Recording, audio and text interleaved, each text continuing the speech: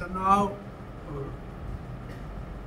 मुक्त रहें, ये दो हमारे पास विचार हैं आज के।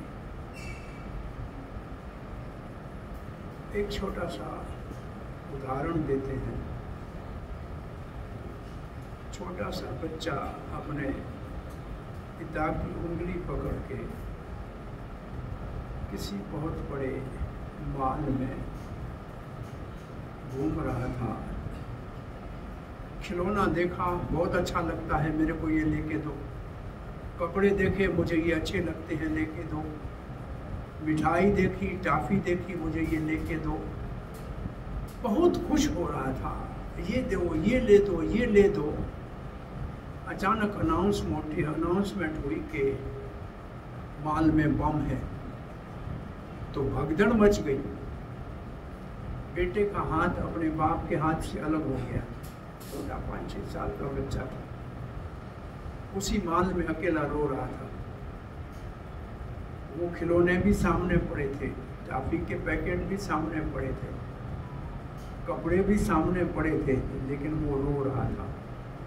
तो अब आपसे मैं पूछता हूँ कि उसको जो खुशी या सुख मिल रहा था, वो टॉफी में था, कपड़े में था, खिलौने में था, या बाप के हाथ में था?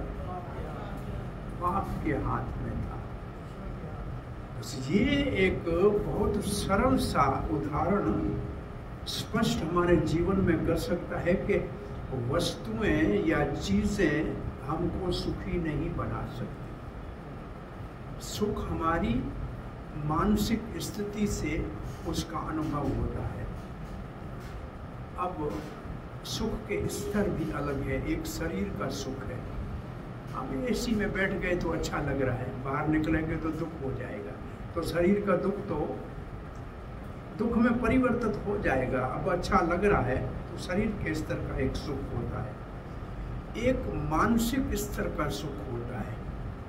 हमारे को अच्छी चीज़ पढ़ने को मिल जाए, दिखने को मिल जाए तो हमको अच्छा लगता है, और कहीं कोई भयानक चीज़ देखें तो हम बहुत दुखी हो जाते हैं। तो ये मानसिक स्तर का सुख है। फिर एक जिसको कहा जाए इंटेलेक्चुअल स्तर का सुख होता है। कविता कोई अच्छी सुनने में मिल गई, कोई अच्छा उपन्यास पढ़ लिया, तो इंटेलेक्चुअली एक सुख है। लेकिन ये सुख स्थायी नहीं है, ये आने जाने वाले। एक सुख है जिसका नाम है आनंद, वो है आत्मा के स्तर का। और आत्मा को कहा जाता है सत्य चित्त आनंद।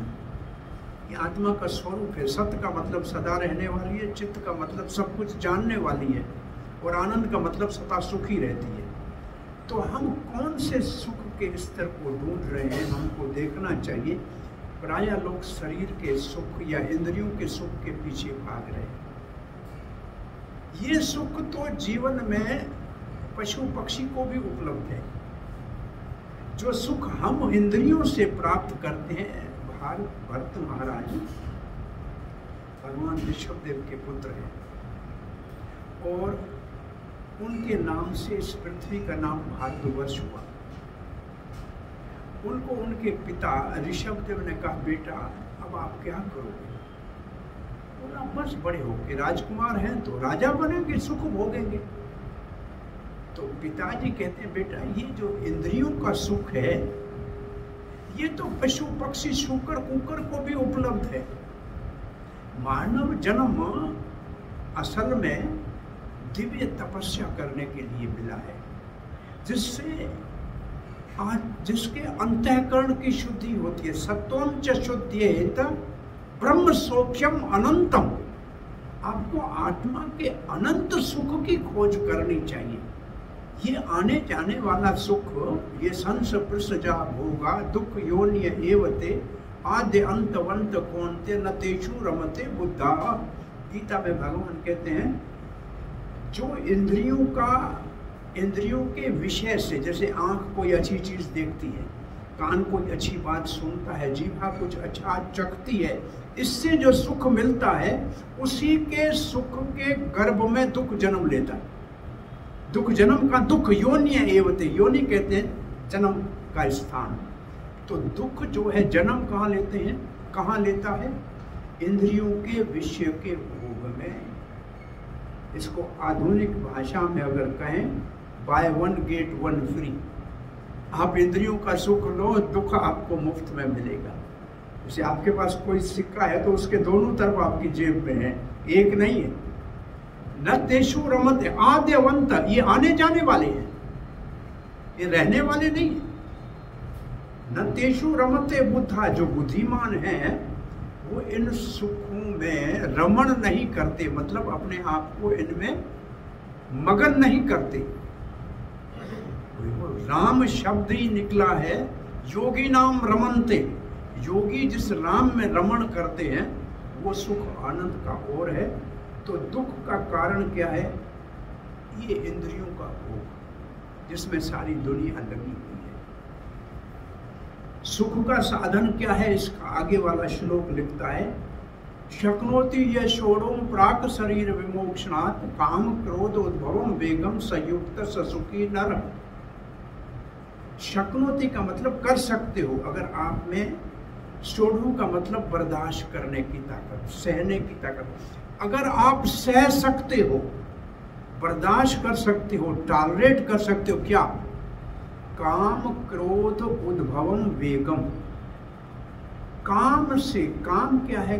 काम दिखता नहीं है, अंदर का भाव है, लेकिन वो पूरा नहीं होता है। तो क्रोध में आंखों में दिखता है क्रोध हो गया, तो काम से क्रोध होता है। ये कौन से गुण में होता है? रजोगुण में। अब जब ये गुणों की बात कर रहे हैं तो पहले ये बताते हैं, इस प्रकृति जिसमें हम जी रहे हैं इसमें सब कार्य 3 गुणों से होता है, सतोगुण, रजोगुण, तमोगुण। और एक डॉक्टर गोविंद दास ने अमेरिका में रिसर्च करी थी कि कुछ लोगों को कहा कि आप कोको कोला 15 मिनट कहो, कुछ लोगों को कहा कि आप हरे कृष्णा मंत्र 15 मिनट जपो।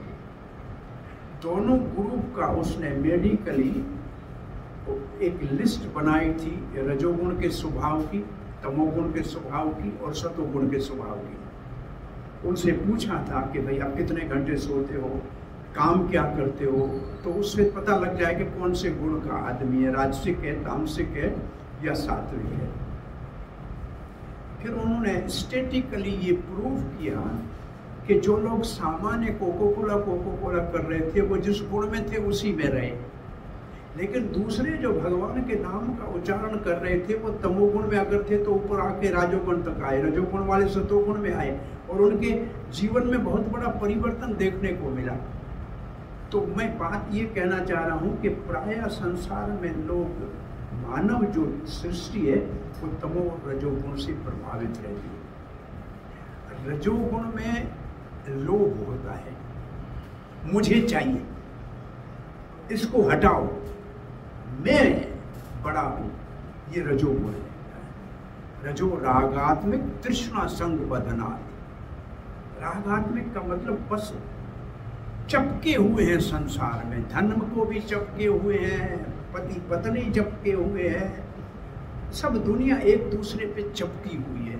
तमोगुण में आलस होता है, निद्रा होती है, नशा होता है, प्रमाद होता है, और ये दोनों दुख के कारण है। और सुख का कारण है सतोगुण। सात्विक वृत्ति वाले लोग प्रायः सुखी रहते हैं, उनको ज्ञान अर्जित करने की भी इच्छा होती है, अपने आप को जानने की भी जिज्ञासा होती है, तो कम से कम वो इंद्रियों के सुख से ऊपर कम से कम आत्मा के विषय में जानने का प्रयास तो करते हैं। तो हम वापस अब उधर आते हैं, अगर कोई रजोगुण के प्रभाव से काम और क्रोध के वेग को सह सकता है, कब तक सहना पड़ेगा? तब का प्राक शरीर विमोक्षणा, जब तक ये प्रकृति का दिया हुआ शरीर है तब तक सहना पड़ेगा, जब तक जीते हैं तब तक सहना पड़ेगा। अकबर ने एक बार बीरबल से पूछा था कि ये काम वासना इंसान की कब खत्म होती है? तो बीरबल ने कहा जब मरता है तब। तो ऐसे कैसे हो सकता है? ऐसे नहीं हो सकता। तो बीरबल ने कहा महाराज आप एक काम करें, आपकी जो नौजवान बेटी है ना उसको साथ में ले लो, हम अस्पताल चलते हैं। तो शहंशाह अकबर के साथ बीरबल और अकबर की नौजवान बेटी लेके अस्पताल में आए। तो सबसे बूढ़ा मरीज 70-75 साल का, बिल्कुल जो है आपके भाषा में सब नलियां लगी हुई हैं, और उससे पूछते हैं कि आप ठीक हो? तो वो अकबर को देखता है, बीरबल को देखता है, लेकिन फिर लड़की को देखता है, और लड़की को ही देख रहा है। तब बता रहे हैं ये शहंशाह है, ये राजा आया है, ये मंत्री है, लेकिन उसकी आंखें उस वक्त भी उस लड़की को देख रही है। तब वो बीरबल ने कहा देखो महाराज, मरने को आया है तब भी काम अंदर से समाप्त नहीं हुआ है, होता भी नहीं। एक संत था बनारस में, दाढ़ी बड़ी थी, सुबह गंगा स्नान करने जाता था, रास्ते में वेश्या रहती थी, वो उसको चिढ़ाती थी। बोला महाराज तेरी दाढ़ी अच्छी कि मेरे कुत्ते की पूंछ अच्छी? उसका कुत्ता था। तो महाराज मुस्कुरा के चले जाते थे। एक दिन पता लगा कि महाराज का शरीर छूट गया।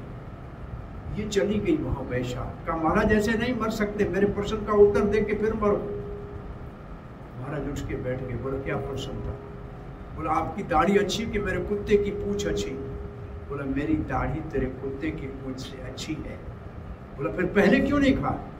बोला पहले मैं जीता था, किसी वक्त भी काम का प्रलोभ हो जाए और मेरा पतन हो जाए, कुत्ते से भी गिर जाता। आज मर रहा हूं, अब मुझे पक्का यकीन है कि मेरी दाढ़ी अच्छी है तुम्हारे कुत्ते की पूंछ से। सो ये काम का वेग है। वेग का मतलब तूफान, जिसको कोई नहीं देख सकता। एक इम्पल्स होता है, ये कुछ वेग है, काम का वेग है, क्रोध का वेग है। ये ऐसे वेग का मतलब देखा में ना,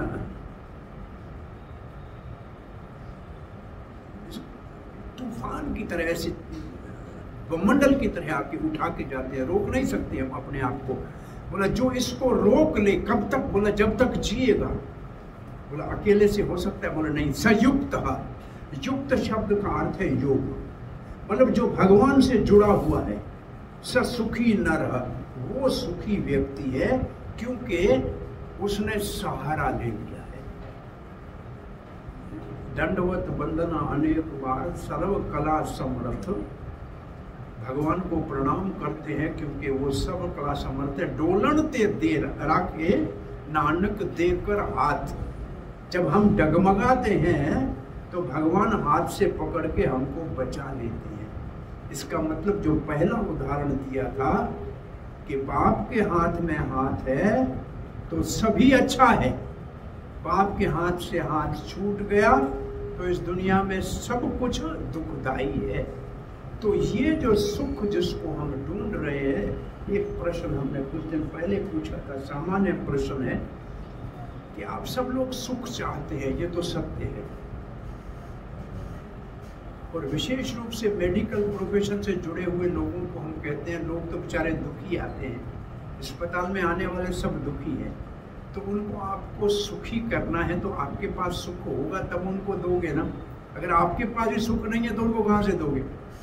भाई जिसके पास, मेरे पास 100 रुपया है तो मैं किसी को 50 रुपया दे सकता हूँ ना। तो क्या आप सुखी हो? अब प्रश्न हमारा ये है, आप सब सुख चाहते हैं, ये तो सत्य है, लेकिन कब सुख चाहते हैं? सुबह, शाम, दोपहर, किस समय सुख चाहते हैं? कौन से दिन को सुख चाहते हैं? मंडे को, संडे को, ट्यूसडे को, वेडनेसडे को? आपका क्या उत्तर है? हाँ, सब समय चाहिए। कहाँ चाहते हैं? घर पे, अस्पताल में, बाजार में, सब जगह, सब जगह चाहिए। किससे सुख चाहते हैं? अपने परिवार से, मालिक से, सेवक से, सबसे। अब आपसे प्रश्न, आपका सुख आपको कौन सा चाहिए? आपको सुख चाहिए सब समय हो, सब जगह हो, सब से मिले। अब बताइए कौन है जो सब जगह है, सब समय और सब में? आपका पैसा है सब जगह, आपका रिश्तेदार है सब समय साथ। कौन है जो सब समय साथ है, सब जगह साथ है और सब में है? एक भगवान के अतिरिक्त कोई है क्या? एक भगवान के अतिरिक्त और कोई नहीं है, ये तो सत्य है ना। इसका अर्थ जो आप सुख ढूंढ रहे हो वो तो सिर्फ भगवान ही दे सकता है। बाकी सुख जो आपको मिलेगा वो इंद्रियों का सुख होगा, वो आने जाने वाला। तो जो सुख आप ढूंढ रहे हो वो सुख सिर्फ भगवान से मिलेगा। इसलिए गुरु नानक साहब ने कहा है, सुख को चाहे सदा शरण राम की ले, कहे नानक सुन रे मना दुर्लभ मानव दे। सदा के लिए सुख चाहिए तो राम से मिलेगा। राम शब्द का अर्थ ही ये है आनंद। ये रमण शब्द से निकला है राम शब्द। रमण कहते हैं संस्कृत में, रमण का मतलब ट्वाइस, खिलौना। जैसे बच्चे को खिलौना मिल जाए, खाना भूल जाए, ऐसे राम शब्द का अर्थ है एक अलौकिक आनंद जो जिसको मिल जाए उसको दुनिया की कोई चीज का कोई महत्व नहीं रह जाता है। तो ये सुख है, अगर आपको मिल जाए, हमको मिल जाए। और मिल जाए का मतलब ये कहीं बाहर नहीं है, हमारे अंदर है। हमने कहीं बाहर के देशों में ये प्रयोग करके सबसे पूछा था कि अभी हमने आपके साथ 2 मिनट के लिए प्रार्थना की थी, ओम नमो भगवते वासुदेवाय। ये हमने रशिया में और जगहों में जो इस मंत्र का अर्थ भी नहीं जानते हैं, उनको ये करा के फिर पूछा कि आपको क्या अनुभव हुआ, क्या आपकी रियलाइजेशन है, क्या आपने महसूस किया?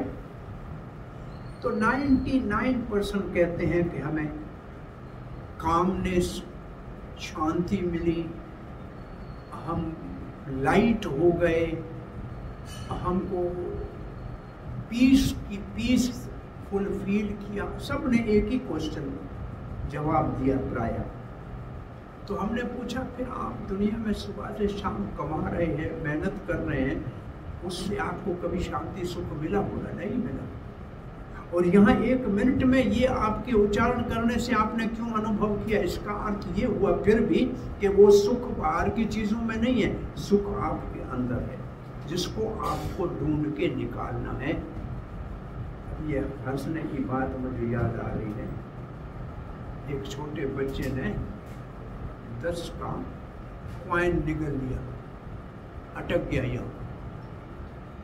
बाप उसको उठा के रोड पे खड़ा हो गया, गाड़ियों को हाथ दे रहा है, कोई रुकी नहीं। एक बड़ी गाड़ी रुकी, अंदर से आदमी निकला, कहा क्या हो गया? और अस्पताल ले चलो, बहुत बड़ी परेशानी है। बच्चे ने 10 का कॉइन निकल लिया है, सिक्का निकल लिया। उस आदमी ने कहा इधर लाओ बच्चा। ऐसे बच्चे को उल्टा पकड़ा और गर्दन के पीछे मुक्का मारा, 10 का सिक्का बाहर। उसका बाप खुश हो गया, ना अस्पताल जाना पड़ा, ना ऑपरेशन करानी पड़ी, ना बिल भरना पड़ा। आप कौन से डॉक्टर हैं? ENT के हैं, चेस्ट के हैं? बोला कोई डॉक्टर नहीं, इनकम टैक्स ऑफिसर हूँ, पैसा पेट में हो तो भी निकालना आता। सो आपके अंदर जो सुख का खजाना पड़ा है वो साधु संतों को निकालना आता है। जैसे आप बच्चे के हाथ में आप शहद की बाटल दे दें और वो बाहर से चाटे तो क्या उसको मीठी लगेगी क्या? अंदर शहद है, मीठा है, लेकिन ढकना खोलना नहीं आता है, उससे खुलता ही नहीं है, बाहर से चाट रहा है। ऐसे हमारा हाल ये है इस दुनिया में, हम बाहर से सुख को चाट के समझ रहे हैं सुख है, लेकिन वास्तव में पड़ा है सुख अंदर, ढकना खोलना नहीं आता। अगर ढकना खोल दिया जाए तो सुख तो आपका अपना आपके अंदर पड़ा है, कहीं बाहर से लाना नहीं। तो उस सुख को बाहर निकालने का अगर प्रयोग करेंगे, थोड़ी देर के लिए सुमरण में बैठेंगे, सेवा और सुमरण ये 2 बड़े शक्तिशाली साधन हैं जो हमको अंदर से सुख का जो खजाना है उसके ढकने को खोलने का काम करते हैं। अब देखो किसी कूड़े को लाचार लावारिस को रास्ते में दुखी देख के उंगली से आप दूसरे तरफ रोड के भी ले जाओ तो आपको अंदर में एक अलग प्रकार का खुशी होती है। आपको पता नहीं उसने दिया कुछ नहीं, लेकिन आपको फील होता है कि मैं किसके सुख का कारण बना। तो ये सेवा हो गई। और एक सुमरण और सेवा, ये दो काम हमको सुखी करने के लिए अति आवश्यक है। जीवन में काम वही करना है। एक बेगार समझ के करना पड़ता है, मुसीबतें करना है, एक सेवा समझ के करना है। काम उतना ही है, वही काम है। एक दिल से करना है और एक सुपरफिशियली करना है। देखो भोजन बनाने का प्रक्रिया वही है, माँ बनाती है, उसमें जो रस है वो रस बाहर के भोजन में नहीं आएगा, क्योंकि माँ ने उसके अंदर अपने हृदय का प्रेम डाल दिया। उसका भाव प्रेम और सेवा का है। तो आपका काम वही है जो रोज कर रहे हैं, लेकिन सेवा समझ के प्रेम से करोगे तो प्रसन्नता प्राप्त होगी। और अगर भार समझ के करोगे, मजबूरी समझ के करोगे तो काम तो करना ही पड़ेगा, लेकिन फिर भी परेशान ही रहेंगे। तो ये काम करने की शैली को बदलने की आवश्यकता है, क्योंकि ये सेवा हमारा स्वरूप है। दो प्रकार की मानसिकता दुनिया में होती है, दो ये तीसरी है ही नहीं। एक को कहते हैं एंजॉइंग मेंटेलिटी या एंजॉइंग एटीट्यूड, दूसरा है सर्विस एटीट्यूड। दो ही, तीसरा नहीं है। हमको क्या सुख मिलेगा, ये एंजॉइंग एटीट्यूड है। हम कैसे किसी को सुखी कर सकते हैं, ये सर्विस एटीट्यूड है। दोनों में बहुत बड़ा अंतर है, लेकिन दिखता नहीं है। जैसे मैं उदाहरण दूं रामायण से, रावण एंजॉइंग मेंटेलिटी का उदाहरण है। वो सीता जो लक्ष्मी है उसको उठा के भोगना चाह रहा था, इसका मतलब वो एंजॉइंग मेंटेलिटी उसकी थी, वो भोक्तापन के भाव में था। और हनुमान है दूसरे तरफ, वो सीता को लाके राम जी से मिलाना चाहता है। अब हनुमान के पक्ष में जो है वो शांति से रहेंगे, क्योंकि सेवा का भाव है, उनकी मानसिकता सेवा की है, उनका एटीट्यूड सेवा का है। और जो रावण के विचारधारा वाले हैं, भोक्ता का भाव है, एंजॉइंग मेंटेलिटी है, और सोने की लंका है तो भी सुख नहीं दे पाएगी। तो ये दो पक्ष है, समझ लो दुनिया में। एक हनुमान वाला पक्ष है और एक रावण वाला पक्ष है। आपके विचार में दुनिया में लोग कौन से पक्ष में ज्यादा है? रावण वाले में ज्यादा है। एंजॉय करना चाहते हैं, लेकिन कब तक एंजॉय करेंगे? एंजॉय करने वाले से पूछो कि एंजॉय का अंत हो जाता है, शरीर का अंत हो जाता है, एंजॉय की इच्छा का अंत नहीं होता है। शरीर छूट जाता है, लेकिन वो एंजॉय की जो मेंटेलिटी है वो नहीं जाती है, वो हमारे साथ दूसरे शरीर में चली जाती है। और दूसरे शरीर में वो मेंटेलिटी हमको फिर एक जन्म लेने के लिए मजबूर कर देती है। इसलिए पहले सुख जो हमारे अंदर में भगवान ने भर के भेजा है, जो हमारा अपना स्वरूप है, हमारी अपनी पहचान है, उसको खोजने का प्रयास करो। गीता के चित्र को देखेंगे तो अर्जुन सर के ऊपर हाथ रख के बैठा है, बहुत बड़े स्ट्रेस में है। स्ट्रेस क्या है कि दोनों तरफ रिश्तेदार हैं, दोनों तरफ मरेंगे तो मेरे ही मरेंगे। और हाई डिग्री का इस स्ट्रेस की भी जो मेडिकल डेफिनेशन है कि एक होता है फिजियोलॉजिकल स्ट्रेस, वो ठीक है, वो जरूरी है। जैसे रबड़ है,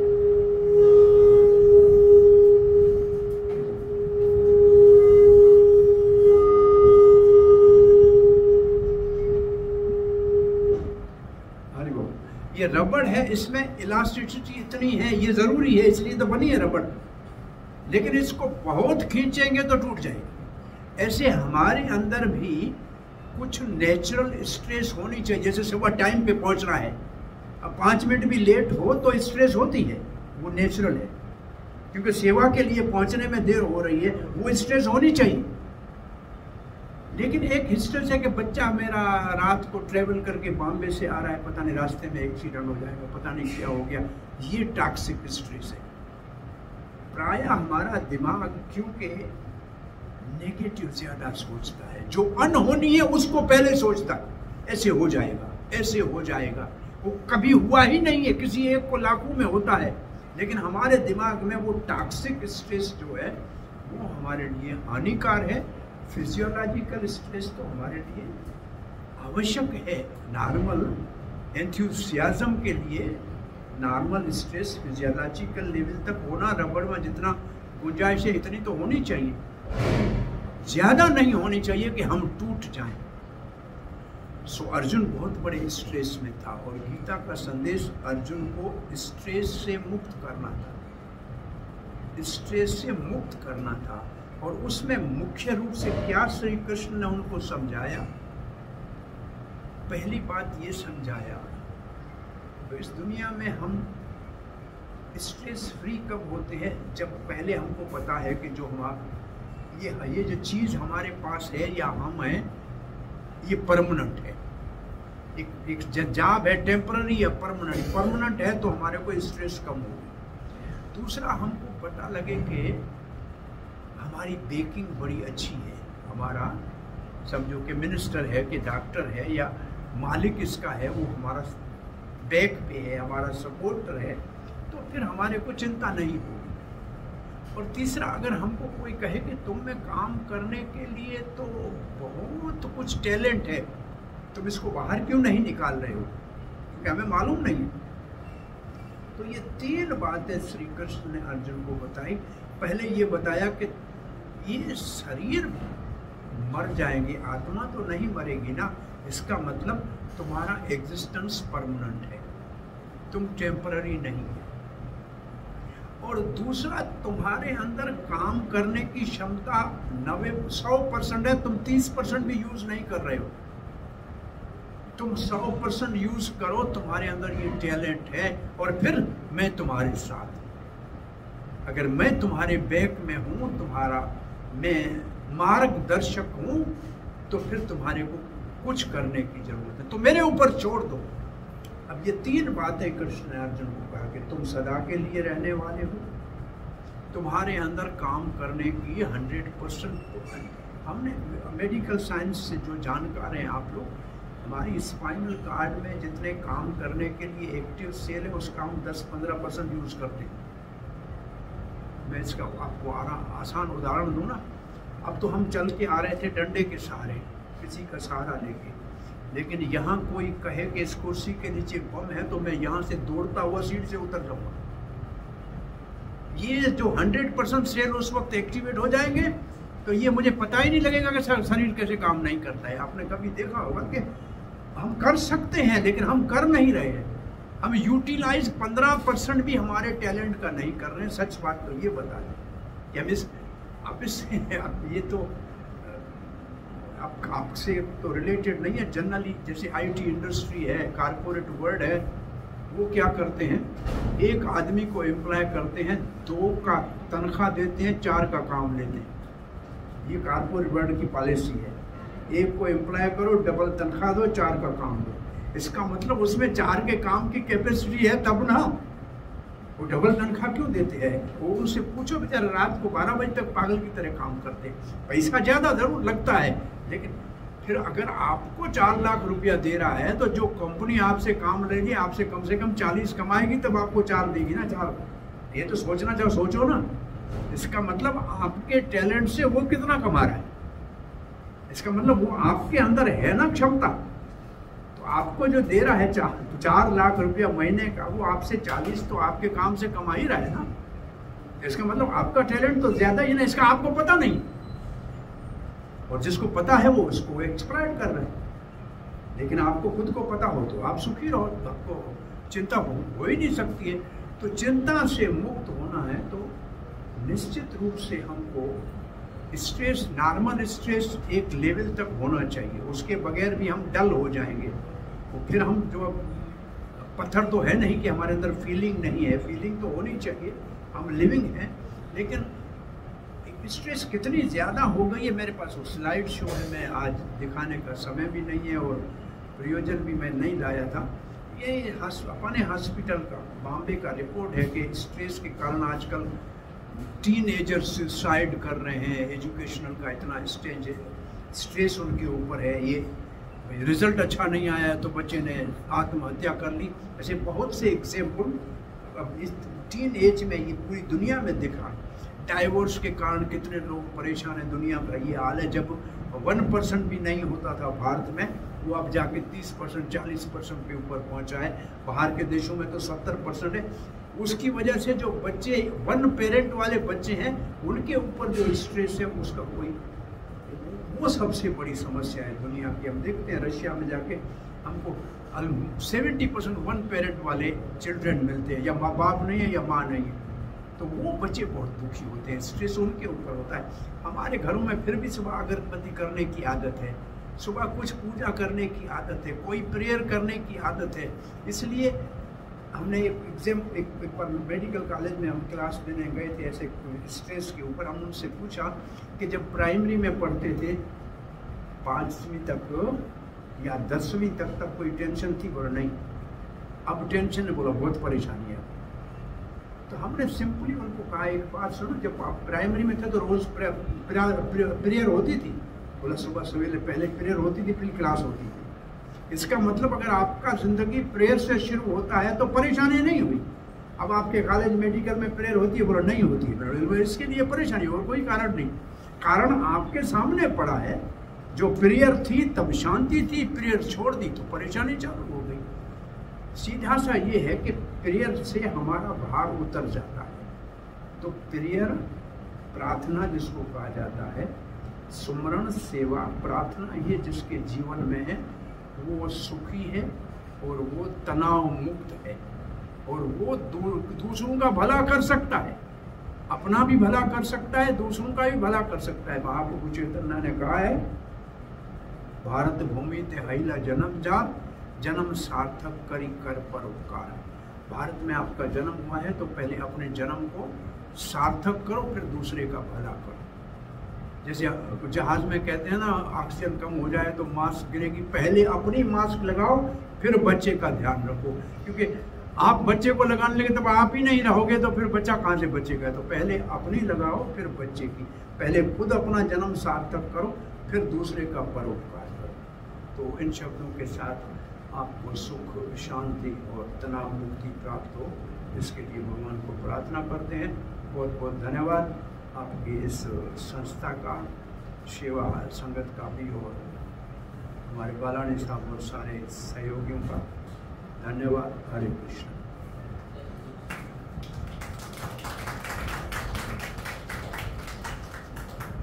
किसी का कोई प्रश्न है, जिज्ञासा है?